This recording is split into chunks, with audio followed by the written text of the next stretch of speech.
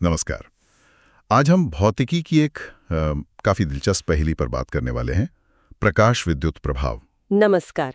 हाँ, ये वो घटना है जहाँ किसी पदार्थ पर मतलब किसी धातु पर रोशनी पड़ती है और उससे इलेक्ट्रॉन बाहर निकलने लगते हैं। बिल्कुल। आज हम यही समझने की कोशिश करेंगे कि ये काम कैसे करता है और क्यों क्यों इसने भौतिकी की दुनिया में इतनी हलचल मचा दी थी। हाँ, क्योंकि जो सबसे हैरानी की बात थी ना शुरू में, वो ये थी कि जो पुरानी फिजिक्स थी, मतलब क्लासिकल फिजिक्स, उसके नियम यहाँ काम ही नहीं कर रहे थे। अच्छा, वो कैसे? मतलब क्या उम्मीद थी और क्या हो रहा था? देखिए, क्लासिकल थ्योरी ये मानती थी कि प्रकाश जो है वो एक लगातार बहने वाली तरंग है, एक वेव। हाँ, जैसे पानी की लहरें। बिल्कुल। तो उस हिसाब से अगर आप ज्यादा तेज रोशनी मतलब ज्यादा इंटेंसिटी वाली लाइट डालेंगे तो इलेक्ट्रॉन को ज्यादा ऊर्जा मिलनी चाहिए। और वो ज्यादा तेजी से ज्यादा काइनेटिक एनर्जी के साथ बाहर आना चाहिए था। हाँ, और ये भी कि अगर रोशनी हल्की भी हो, इंटेंसिटी कम भी हो, तो भी इलेक्ट्रॉन धीरे धीरे मतलब थोड़ा टाइम लेकर ऊर्जा जमा करके बाहर आ ही जाने चाहिए। लेकिन एक्सपेरिमेंट्स ने कुछ और ही दिखाया है ना, ऐसा हुआ नहीं। नहीं, बिल्कुल नहीं।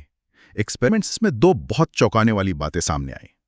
पहली कि अगर आपने लाइट की इंटेंसिटी बढ़ाई, मतलब रोशनी तेज की, तो निकलने वाले इलेक्ट्रॉनों की संख्या तो बढ़ गई। ज्यादा इलेक्ट्रॉन निकलने लगे। हाँ, पर उनकी जो मैक्सिमम एनर्जी थी, उनकी जो अधिकतम गतिज ऊर्जा थी, वो नहीं बदली, वो उतनी ही रही। अरे, ये तो अजीब बात है। और दूसरी चौंकाने वाली बात क्या थी? दूसरी ये कि हर धातु के लिए लाइट की एक मिनिमम फ्रीक्वेंसी, एक न्यूनतम आवृत्ति तय थी। उससे कहते हैं देहली आवृत्ति या थ्रेशोल्ड फ्रीक्वेंसी। अच्छा। अगर आपकी लाइट की फ्रीक्वेंसी उससे कम है, तो फिर चाहे आप जितनी भी तेज रोशनी डाल लो, एक भी इलेक्ट्रॉन बाहर नहीं आएगा, जीरो। चाहे घंटों तक रोशनी डालते रहो, हाँ, चाहे कितनी भी देर, कितनी भी तेज, लेकिन अगर फ्रीक्वेंसी उस देहली आवृत्ति से जरा सी भी ज्यादा है तो इलेक्ट्रॉन लगभग तुरंत निकाल आते थे। कोई टाइम लैग नहीं, कोई इंतजार नहीं। बाप रे! तो मतलब क्लासिकल वेव थियरी तो यहाँ पूरी तरह फेल हो गई। तीव्रता बढ़ाने पर ऊर्जा नहीं बढ़ रही और एक न्यूनतम आवृत्ति चाहिए ही चाहिए। बिल्कुल। ये उस समय के लिए बहुत बड़ी पहेली थी। तो फिर इसका हल कैसे निकला? कौन लाया इसका जवाब? यहीं पर 1905 में आइंस्टाइन का वो क्रांतिकारी आइडिया सामने आया। उन्होंने मैक्स प्लैंक के काम को आगे बढ़ाया। प्लान का क्वांटम वाला आइडिया। हाँ, आइंस्टाइन ने कहा कि भाई प्रकाश को एक सतत तरंग की तरह मत देखो, सोचो कि प्रकाश ऊर्जा के छोटे छोटे पैकेट्स से बना है, बंडल ऑफ एनर्जी। पैकेट्स, ऊर्जा के पैकेट। हाँ, जिन्हें उन्होंने क्वांटा या बाद में फोटॉन कहा। और हर एक फोटॉन की अपनी एक फिक्स ऊर्जा होती है, जो उसकी आवृत्ति मतलब फ्रीक्वेंसी न्यू पर निर्भर करती है। फॉर्मूला था E=h न्यू। E=h new. जहां h वो प्लैंक कांस्टेंट है। एकदम सही। और ये आइडिया मतलब सोचिए कितना बड़ा बदलाव था। प्रकाश जो सदियों से वेव माना जा रहा था, वो अब कणों की, पार्टिकल्स की एक धारा बन गया। कमाल है। तो इस फोटॉन वाले आइडिया ने वो पहेलियां कैसे सुलझाई, वो दहली आवृत्ति वाली और ऊर्जा वाली बात? देखिए, आइंस्टीन ने समझाया कि इलेक्ट्रॉन धातु की सतह से बंधा होता है। उसे बाहर निकालने के लिए एक न्यूनतम ऊर्जा चाहिए ही चाहिए। ठीक है। इस न्यूनतम ऊर्जा को कहते हैं कार्यफलन या वर्क फंक्शन W। ये हर धातु के लिए अलग अलग होता है। अच्छा, जैसे किसी धातु से इलेक्ट्रॉन निकालना आसान है, किसी से मुश्किल। बिल्कुल। अब जब एक फोटॉन आता है और धातु के किसी इलेक्ट्रॉन से टकराता है, तो वो अपनी सारी ऊर्जा h उसी एक इलेक्ट्रॉन को दे देता है, एक ही झटके में। पूरी की पूरी? हाँ, पूरी। अब अगर ये ऊर्जा h उस जरूरी न्यूनतम ऊर्जा W से ज्यादा या उसके बराबर है, तो इलेक्ट्रॉन फटाक से बाहर निकल जाता है। और अगर कम है तो? अगर फोटॉन की ऊर्जा h वर्क फंक्शन W से कम है, तो इलेक्ट्रॉन बाहर नहीं निकल पाएगा। फोटॉन में उतनी ताकत ही नहीं है। ओ, तो यही है देहली आवृत्ति का राज। वो न्यूनतम आवृत्ति V0 जिस पर फोटॉन की ऊर्जा h0 ठीक वर्क फंक्शन W के बराबर हो जाती है। h0 = W। परफेक्ट। इससे कम आवृत्ति मतलब कम ऊर्जा, तो इलेक्ट्रॉन नहीं निकलेगा, चाहे आप कितने भी फोटॉन बरसा दें, मतलब कितनी भी तीव्रता बढ़ा दें। और जो एक्स्ट्रा ऊर्जा बचती है अगर h0 से ज्यादा है तो? हाँ, वो जो अतिरिक्त ऊर्जा है h वो बाहर निकले इलेक्ट्रॉन की अधिकतम गतिज ऊर्जा बन जाती है। K max equals to h nu w। ये आइंस्टाइन का फेमस फोटो इलेक्ट्रिक इक्वेशन है। समझ गया। और इसीलिए तीव्रता बढ़ाने से सिर्फ इलेक्ट्रॉनों की संख्या बढ़ती है, ऊर्जा नहीं, क्योंकि ज्यादा तीव्रता मतलब बस ज्यादा फोटोन आ रहा है प्रति सेकंड। हाँ, ज्यादा फोटोन मतलब ज्यादा इलेक्ट्रॉन निकलेंगे अगर फोटोन की ऊर्जा काफी है तो। लेकिन हर फोटोन की ऊर्जा तो v पर निर्भर करती है, तीव्रता पर नहीं।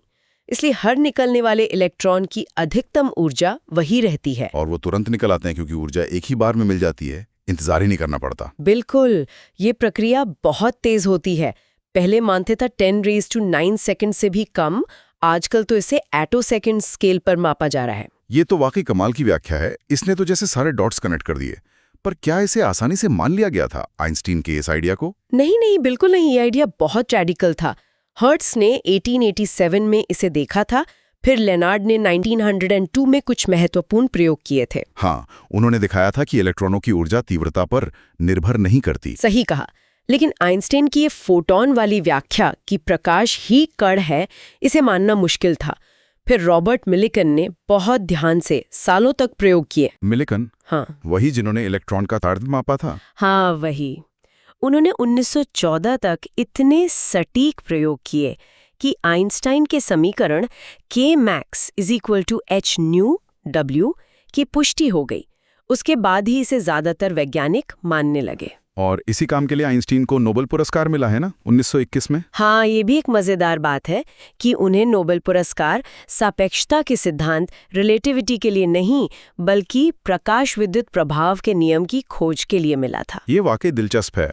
और आज तो हम इस प्रभाव का बहुत इस्तेमाल भी करते हैं। हाँ, बिल्कुल। इसके बहुत सारे उपयोग हैं। जैसे फोटो मल्टीप्लायर ट्यूब्स होते हैं जो बहुत ही कम रोशनी को भी डिटेक्ट कर लेते हैं। अच्छा। पुरानी जो टीवी कैमरा होते थे या डिजिटल कैमरा के सेंसर, इमेज सेंसर, उनमें भी इसका इस्तेमाल होता है। नाइट विजन डिवाइस में सोलर सेल का बेसिक सिद्धांत भी इससे जुड़ा है। और आपने वो अंतरिक्षयान वाली बात भी बताई थी शुरू में। हाँ, अंतरिक्ष में सूरज की अल्ट्रावायलेट रोशनी की वजह से स्पेसक्राफ्ट पर चार्ज जमा हो सकता है, वो भी इसी प्रभाव से होता है।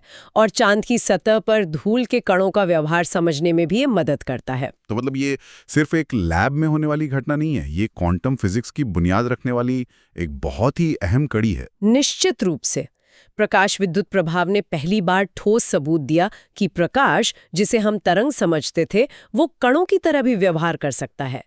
इसमें कण तरंग द्वैतवाद यानी वेव पार्टिकल ड्युअलिटी की नींव रखी कि चीजें एक ही समय पर कण और तरंग दोनों हो सकती हैं। हाँ, या यूं कहें कि वो क्या है, ये इस पर निर्भर करता है कि आप उन्हें कैसे माप रहे हैं या उनके साथ कैसे इंटरैक्ट कर रहे हैं। कभी कण की तरह दिखेंगी, कभी तरंग की तरह। और यहीं पर शायद श्रोताओं के लिए सोचने वाली बात यह है कि अगर प्रकाश ऊर्जा के इन अलग अलग फोटॉन्स से बना है, इन कणों से, तो फिर वो विवर्तन या डिफ्रैक्शन या व्यतिकरण या इंटरफियरेंस जैसे गुण कैसे दिखाता है, जो तरंगों की खासियतें हैं। हाँ, ये तो हमने स्कूल में पढ़ा है कि प्रकाश मुड़ता है, फैलता है, इंटरफेयर करता है। बिल्कुल।